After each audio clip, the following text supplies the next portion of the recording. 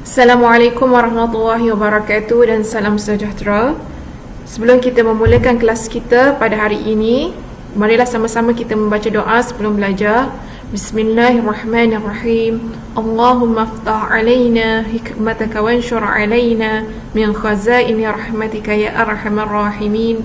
Rabbi shrah li sadri wa yassir li amri wahlul 'uqdatam min lisani yafqahu qawli. Amin ya rabbal alamin. InsyaAllah hari ini kita akan mempelajari pelajaran kedua Fiqh tahun 2 bab hadas. Terlebih dahulu marilah sama-sama kita lihat bahawasanya hadas ini terbahagi kepada dua. Hadas terbahagi kepada dua, iaitu hadas kecil dan hadas besar. Okey, apakah itu hadas kecil dan apakah itu hadas besar? Justru itu marilah kita lihat pengertian hadas kecil dan hadas besar ini. Okey. Pengertian bagi hadas kecil iaitu keadaan yang mewajibkan wuduk bagi seseorang yang hendak melakukan ibadah yang tertentu seperti solat. Jadi pengertian hadas kecil ini iaitu keadaan, situasi, keadaan yang mewajibkan wuduk, mengambil air sembahyang bagi seseorang yang hendak melakukan ibadah yang tertentu seperti solat. Misalnya seorang itu dia buang air kecil ataupun buang air besar, maka dia berhadas kecil ataupun dia terkentut. Okey, buang angin, sama ada di bahagian kubur ataupun duburnya dia melepaskan angin, maka itu adalah keadaan yang mewajibkan baginya mengambil wuduk kerana dia ingin melakukan ibadah yang tertentu seperti solat ataupun tawaf ataupun menyentuh mushaf Al-Quran. Jadi pengertian hadas kecil iaitu keadaan yang mewajibkan wuduk bagi seseorang yang hendak melakukan ibadah yang tertentu seperti solat. Okey, lihat pula kepada perkara-perkara yang menyebabkan berhadas kecil ini ialah yang pertama bersentuh antara kulit lelaki dan perempuan yang bukan mahram tanpa lapik. Okey, contohnya seorang perempuan dan seorang lelaki ini dia boleh bernikah, dia boleh berkahwin. Maka bila mana seorang lelaki dan seorang perempuan ini berjalan dalam satu jalan dan tersentuh kulit perempuan tersebut, lelaki tersebut tersentuh kulit perempuan tersebut, maka batal wuduknya. Jadi inilah perkara-perkara yang menyebabkan berhadas kecil tersebut. Jadi iaitu bersentuh antara kulit lelaki dan perempuan yang bukan mahram tanpa lapik, dan keluar sesuatu dari kubul atau duburnya, iaitu kemaluan di kubul ini iaitu kemaluan di bahagian depan, atau duburnya iaitu kemaluan di bahagian belakangnya. Keluar sama ada angin, air besar, air kencing, hilang akal. Okey, ini adalah keluar sesuatu dari kubul atau duburnya sama ada angin, air besar, air kencing.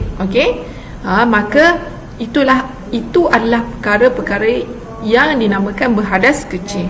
Hilang akal ini juga dinamakan berhadas kecil. Sekiranya seorang itu dia ada wuduk, air wuduk, dan hilang akalnya dalam tempoh yang setengah jam ataupun 2 jam ataupun setengah hari, maka dia mengalami hadas kecil. Dan tidur yang tidak tetap kedudukan punggungnya, misalnya dia tidur menirap atau tidur menirap, ataupun tidur mengiring ataupun tidur mentelentang. Jadi tidur yang tidak tetap kedudukan punggungnya. Ada satu cerita bahawasanya satu kisah seorang ulama yang menjaga air sembahyangnya sehinggalah masuk waktu subuh. Maksudnya dia ambil wuduk itu sebelum daripada waktu subuh pada malamnya, iaitu selepas daripada solat isyak. Dan dia jaga wuduk air sembahyang dia tu, maknanya dia tidur dengan keadaan punggungnya dia rapatkan ke tiang dan dia ikat perutnya supaya kedudukannya tetap papan punggung, supaya dia dapat jaga wuduknya, air sembahyangnya. Jadi adapun kalau kamu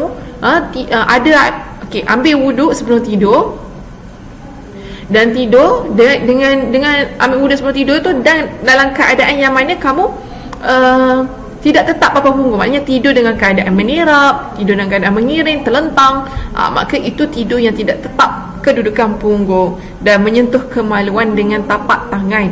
Misalnya seorang ibu dia ada air sembahyang, dia basuh kemaluan bagi seorang bayi lelaki dengan tapak tangannya, maka batal wuduknya. Okey, ataupun Faiz ada adik perempuan nak basuh kencing dia ni, Faiz pergi sentuh kemaluannya, farash dia dengan tapak tangan Faiz, maka batal wuduk Faiz. Ni menyentuh kemaluan dengan tapak tangan. Okey, sentuh kemaluan dengan tapak tangan yang ini, maka batal wuduknya. Okey. Dan perkara-perkara yang dilarang ke atas orang yang berhadas kecil. Apakah perkara-perkara yang dilarang ke atas orang yang berhadas kecil ini? Okey, iaitu orang yang mana dia buang air besar, dia buang air kecing, dia buang apa? Dia buang angin, ataupun dia bersentuh kulit antara lelaki dan perempuan yang bukan mahram. Jadi apakah perkara-perkara yang dilarang ke atas orang yang berhadas kecil ini? Yang pertama sekali iaitu tawaf, iaitu mengelilingi peribadah, yang mana mengelilingi Kaabah sebanyak 7 kali. Yang mana batu Hajarul Aswad kita berada di sebelah kiri dan kita keliling Kaabah itu sebanyak 7 kali. Jadi ini dinamakan tawaf, mengelilingi Kaabah sebanyak 7 kali. Dan yang kedua iaitu perkara-perkara yang dilarang ke atas orang yang berhadas kecil, iaitu solat. Yang ketiga memegang Al-Quran. Dan yang keempat sujud syukur. Ini adalah perkara-perkara yang dilarang ke atas orang yang berhadas kecil, iaitu tawaf, solat. Solat adalah perkara yang dilarang ke atas orang yang berhadas kecil. Okey, solat adalah perkara-perkara yang dilarang ke atas orang yang berhadas kecil, iaitu mana dia tidak ada air sembahyang, lepas tu dia nak mengerjakan sembahyang tanpa berwuduk, maka itu adalah perkara yang dilarang, bahkan tidak sah solat yang dia kerjakan. Dan memegang Al-Quran juga adalah perkara yang dilarang ke atas orang yang berhadas kecil. Dan sujud syukur, misalnya dia mendapat keputusan yang cemerlang dalam SPM dia, mendapat 12A, maka dia pun ingin mengerjakan sujud syukur, mestilah dengan keadaan berwuduk, mestilah ada wuduk. Okey, jadi inilah perkara-perkara yang dilarang ke atas orang yang berhadas kecil, iaitu tawaf, solat, memegang Al-Quran, sujud syukur. Justru itu cara bersuci daripada hadas kecil. Bagaimanakah cara kita bersuci daripada hadas kecil ni? Iaitu yang pertama sekali berwuduk. Kita ambil air sembahyang. Okey, fardu wuduk ada 6. Okey, yang pertama sekali adalah niat ketika membasuh muka. Okey, bila mana kita mulakan mengambil air mutlak, dan kita sentuhkan air mutlak itu, air pahit tu contohnya, pada bahagian yang pertama pada wajah kita, kita dah mula dengan niat mengambil air sembahyang, iaitu nawaitu wudu'a lillahi ta'ala, dan kita membasuh muka. Rukun yang kedua iaitu kita membasuh muka keseluruhannya, dan kita mau membasuh tangan sampai ke siku, dan menyapu sebahagian kepala, dan membasuh kaki sampai ke buku ladi. Jadi itulah cara bersuci daripada hadas kecil, itu mengambil air sembahyang atau berwuduk. Okey, seterusnya berwuduk mengharuskan apa, murid-murid? Okey, wuduk ini ia mengharuskan, membolehkan kita menyentuh Al-Quran. Okey, Al-Quran, kita boleh sentuh Al-Quran tersebut. Al-Quran mempunyai 30 juzuk Al-Quran dan 114 surah. Jadi mushaf Al-Quran itu, dengan adanya wuduk kita boleh sentuh Al-Quran itu. Okey, jadi beradab. Jadi amalkan adab sebelum membaca Al-Quran ataupun sebelum bertalaki Al-Quran dengan seorang guru. Amalkan adab dengan ada air sembahyang terlebih dahulu, mengambil air sembahyang, kerana itu adalah satu adab.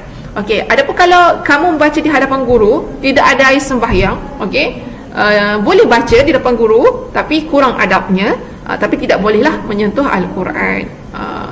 Okey, dan sujud tilawah, berwuduk mengharuskan sujud tilawah. Misalnya ada satu ayat dalam Al-Quran dalam surah As-Sajadah, ya sunat untuk kita sujud tilawah, maka mestilah dengan ada wuduk.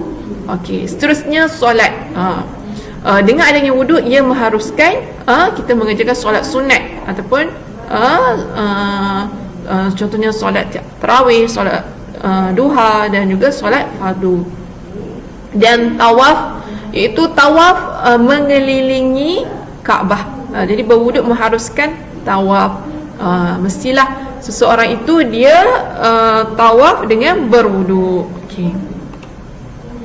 Okey, jadi justru itu kita telah bincangkan berkenaan dengan pengertian hadas kecil. Sekarang ni kita masuk pula kepada pengertian hadas besar. Okey, lihat perbezaan di sini ya. Okey, pengertian hadas besar iaitu keadaan yang mewajibkan mandi bagi seseorang yang hendak melakukan ibadah seperti solat dan membaca Al-Quran. Okey, jadi hadas besar ini perkara yang mewajibkan mandi bagi seseorang yang hendak melakukan ibadah seperti solat dan membaca Al-Quran. Jadi perkara-perkara yang menyebabkan berlaku hadas besar ini contohnya seperti keluar darah haid. Jadi kena faham perbezaan di sini antara hadas kecil dengan hadas besar. Hadas kecil contohnya seseorang yang berlakunya hadas kecil bagi seseorang itu iaitu dia keluar air kencing ataupun keluar air besar ataupun keluar kentut angin. Itu adalah hadas kecil. Adapun hadas besar ini contohnya keadaan yang mewajibkan mandi, contohnya dia keluar darah haid ataupun dia keluar darah nifas. Itu adalah contoh berhadas besar. Jadi kena faham perbezaan di sini iaitu hadas besar dan hadas kecil. Okey, cikgu boleh bagi highlightnya iaitu di sini. Hadas kecil ni contohnya seperti hadas kecil. Hadas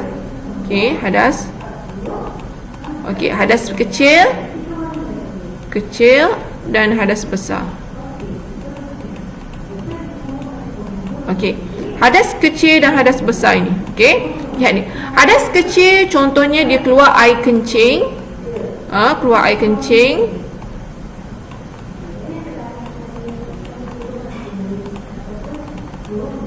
Okey, ataupun keluar air besar. Dan hadas besar ini contohnya dia keluar darah haid. Yang mewajibkan dia mandi wajib. Hadas besar ini mewajibkan dia mandi wajib. Okey, mandi wajib. Dan hadas kecil ini iaitu yang mestilah dia kena ada air sembahyang ataupun wuduk. Okey, wuduk. Okey, ini hadas kecil. Okey, lihat di sini perkara-perkara yang menyebabkan berlaku hadas besar iaitu yang pertama sekali keluar darah haid. Keluar darah haid iaitu keluar darah bagi seorang perempuan yang telah pun baligh. Misalnya cikgu ambil Hannah ataupun Lisa, pada umur 12 tahun awak keluar darah. Darah yang awak keluar itu cukup 24 jam ataupun 1 hari 1 malam. Maka darah itu dinamakan darah haid selagi mana ia tidak melepasi daripada 15 hari 15 malam. Maka itu dinamakan darah haid. Okey, itu adalah keluar darah haid. Dan keluar darah nifas itu darah yang keluar selepas mana melahirkan anak dan sejam atau 2 jam lepas itu keluar darah yang selama 40 hari 40 malam ataupun 60 hari dan 60 malam. Itu dinamakan darah nifas. Dan yang ketiga, bersetubuh atau melakukan hubungan jenis, melakukan persetubuhan suami isteri. Contohnya seorang suami dengan seorang isteri bersetubuh pada malamnya dan mereka pun wajib mandi wajib untuk menunaikan solat subuh selepas daripada itu, dan melahirkan anak atau keguguran, maka wajib dia mandi wajib. Melahirkan anak ataupun keguguran, misalnya seseorang ibu tu dia melahirkan anak, keluar anak dan dia dan ataupun dia keguguran, maknanya anak tersebut baru berusia 4 bulan, dia sudah keluar dah. Maksudnya dia gugur habis tercabut dia punya anggota semuanya, subhanallah. Jadi dia wajib dia mandi wajib untuk menunaikan solat fardu selepas daripada itu. Dan keluar air mani, misalnya seorang lelaki melihat seorang perempuan dengan syahwatnya dah keluar air mani terpancung, maka wajib dia mandi wajib. Okey, justru itu perkara-perkara yang dilarang ke atas orang yang berhadas besar. Apakah perkara-perkara yang dilarang ke atas orang yang berhadas besar ini? Itu solat fardu atau solat sunat. Okey, perkara-perkara yang dilarang ke atas orang yang berhadas besar, contohnya Hannah mengalami darah haid, keluar darah haid sekarang ni, daripada hari yang pertama sampai hari yang kelima. Macam kakak awak lah kan, dah keluar darah haid ataupun ibu awak keluar darah haid pada hari yang pertama sampai hari yang kelima.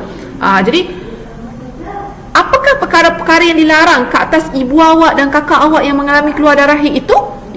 ataupun kita panggil berhadas besar itu iaitu solat fardu atau solat sunat. Jadi kita lihat kan, kakak-kakak kita yang mengalami darah haid tu, dia pada tempoh dia 5 hari tu dia tidak melakukan solat fardu ataupun solat sunat. Dan dia berhenti, dan mesti berhenti atau duduk di dalam masjid. Maknanya dia dilarang berhenti atau duduk di dalam masjid atau beriktikaf di dalam masjid. Dilarang sama sekali orang yang berhadas besar ini, iaitu keluar darah haid ini, dia beriktikaf di dalam masjid dan membaca, menyentuh atau membawa Al-Quran. Okey, membaca, menyentuh atau membawa Al-Quran. Maksudnya dia berhadas besar dan dia membaca ayat Al-Quran. Misalnya waktu sekarang ni lapang lah, saya nak buka Al-Quran, saya nak baca. Bukan dia menghafal, tapi dia saja-saja nak baca Al-Quran tu. Sedangkan dia berhadas besar. Misalnya kakak awak datang darah haid selama 5 hari, lepas tu dalam tempoh 5 hari tu dia rasa boring, lepas tu dia rasa nak sangat baca Al-Quran. Tak boleh, melainkan dia nak mengulang hafalan dia. Bagi seorang hafizah itu tidak apa.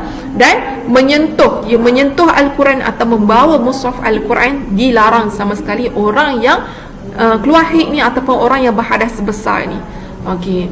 Misalnya dia baru selesai bersetubuh dengan isteri dia, dia tak mandi wajib lagi, dan dia pergi menyentuh Al-Quran tersebut dan membawa Al-Quran tersebut, bahkan membaca Al-Quran tersebut, maka itu adalah perkara yang dilarang sama sekali.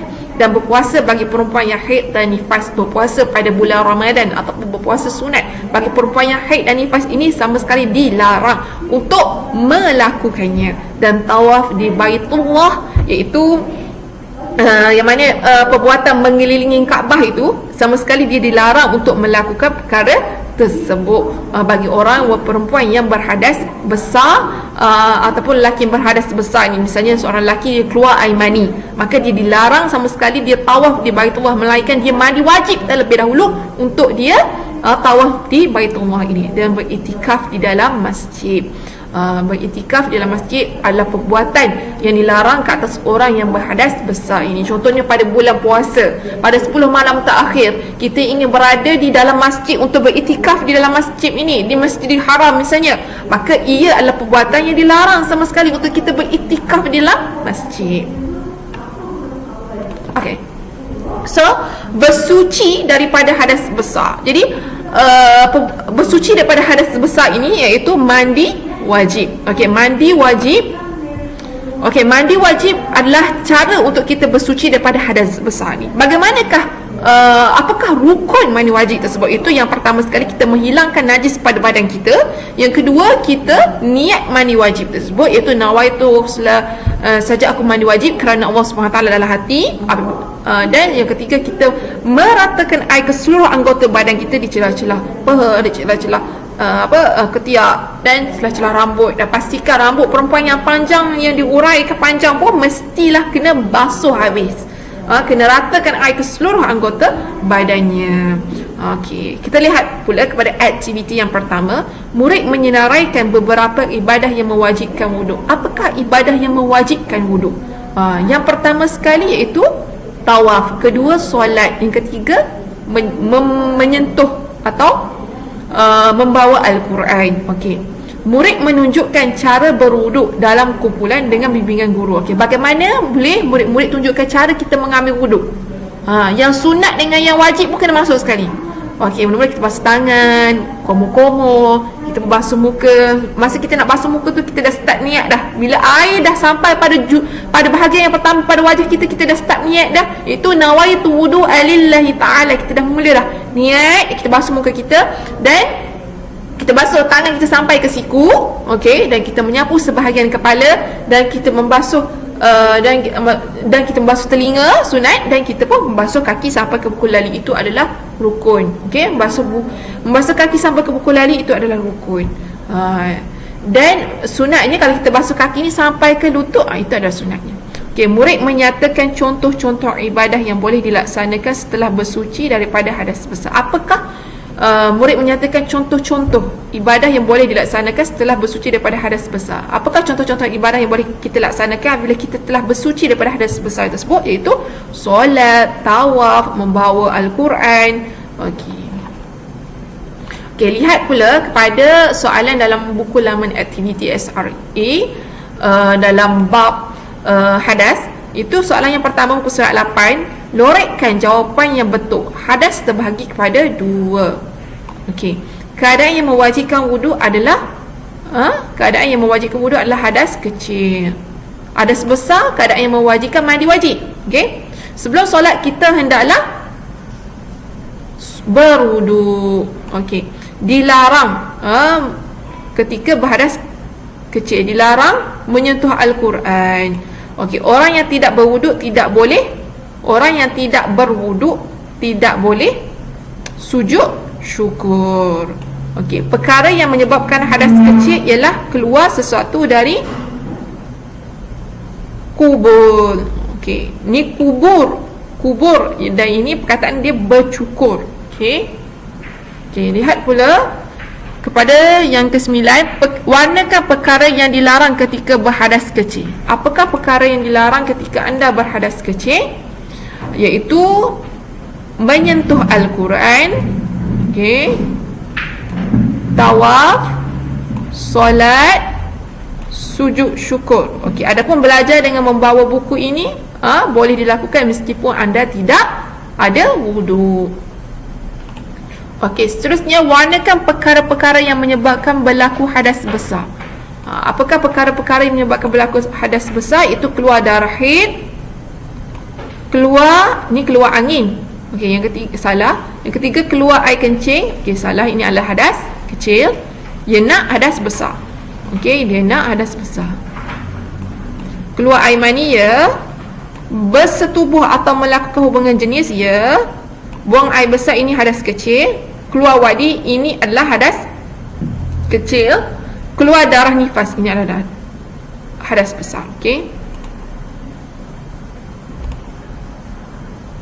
Okey, lorikkan ibadah yang dilarang ketika berhadas besar. Lorikkan ibadah yang dilarang ketika berhadas besar itu ketika berhadas besar kita dilarang melakukan solat fardu ataupun solat sunat. Lorikkan ibadah yang dilarang ketika berhadas besar. Membaca buku tulisan jawi, ini boleh. Membaca dan menyentuh Al-Quran, ini dilarang sama sekali. Berzikir, ini boleh. Bersujud syukur dan sujud tilawah, ini tidak boleh. Mengerjakan tawaf, ini pun tidak boleh. Dilarang sama sekali apabila kita berhadas besar. Okey, seterusnya kita jawab soalan ini berkenaan dengan tulis jawapan yang betul di tempat kosong. Lafaz niat wuduk, nawaitu. Okey, yang ni cikgu buat 1, 2, 3. Nawaitu raf'al hadathi asghar. Ini 1, 3. Lillahi ta'ala. Okey. Maksudnya sahaja. Okey, ini 1, ini 1, ini 2, ini 3, ini 4. Sahaja aku mengangkat hadas kecil kerana Allah Ta'ala. Okey. Okey, dapat? Okey. Seterusnya, tandakan raih atau pangkah pada pernyataan berikut. Okey, pernyataan berikut. Okey, yang pertama, hadas besar ialah keadaan yang mewajibkan mandi bagi seseorang yang hendak menunaikan ibadah. Hadas besar ialah keadaan yang mewajibkan mandi bagi seorang yang hendak menunaikan ibadah. Betul. Aminah solat dengan tidak berwuduk. Salah. Ahmad terkentuk kemudian dia menyentuh Al-Quran. Okey. Salah. Ketika berhadas besar kita dilarang solat dan tawaf. Betul. Kita hendaklah sentiasa berada dalam keadaan suci dan bersih sepanjang masa. Betul. Cara bersuci dari hadas besar ialah mandi wajib. Betul. Okey. Sampai di situ daripada cikgu tentang kita dah terangkan berkenaan dengan hadas besar dan hadas kecil, dan juga kita telah buat latihan bersama-sama. Jadi cikgu harap murid-murid semua dapat siapkan latihan hadas ini semuanya. Okey. Sekian. Assalamualaikum warahmatullahi wabarakatuh.